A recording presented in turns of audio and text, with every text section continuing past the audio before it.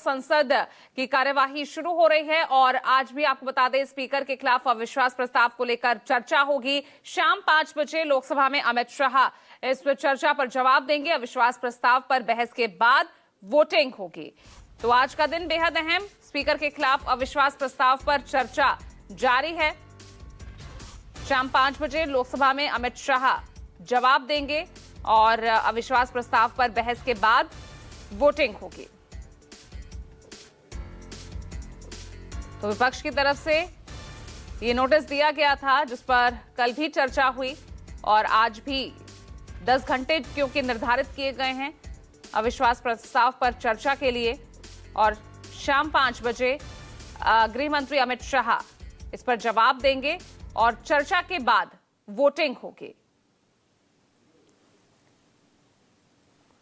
तो लोकसभा और राज्यसभा की कार्यवाही शुरू हो चुकी है और अविश्वास प्रस्ताव लोकसभा स्पीकर के खिलाफ जो कि विपक्ष की तरफ से लाया गया है उसको लेकर चर्चा चल रही है।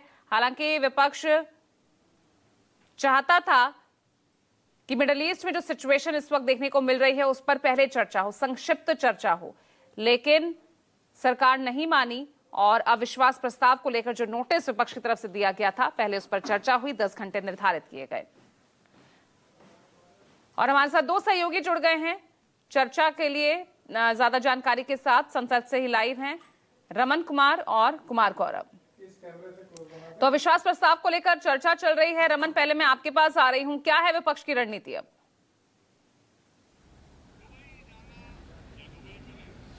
देखिए, विपक्ष की रणनीति साफ है कि आज कांग्रेस पार्टी की तरफ से संगठन के महासचिव केसी वेणुगोपाल और चरणजीत सिंह चन्नी जो पंजाब के पूर्व मुख्यमंत्री रह चुके हैं, सांसद हैं, वो बोलेंगे। लेकिन कुछ ही देर पहले कांग्रेस पार्टी के महासचिव जयराम रमेश का एक ट्वीट आता है। ट्वीट में वो कहते हैं कि कल संसदीय कार्य मंत्री ने बड़े गर्व से कहा कि हमने 10 घंटे का समय निर्धारित किया है और 1954 का जिक्र करते हुए जयराम रमेश ने कहा कि 1954 में जब जीवी मावलंकर के खिलाफ अविश्वास प्रस्ताव लाया गया था उस वक्त प्रधानमंत्री जवाहरलाल नेहरू ने कहा था डिप्टी स्पीकर को कि सबसे ज्यादा मौका विपक्ष के सांसदों को दिया जाना चाहिए, जबकि कांग्रेस पार्टी के 364 सांसद थे 489 में से और विपक्ष के मुश्किल से 50 सांसद थे।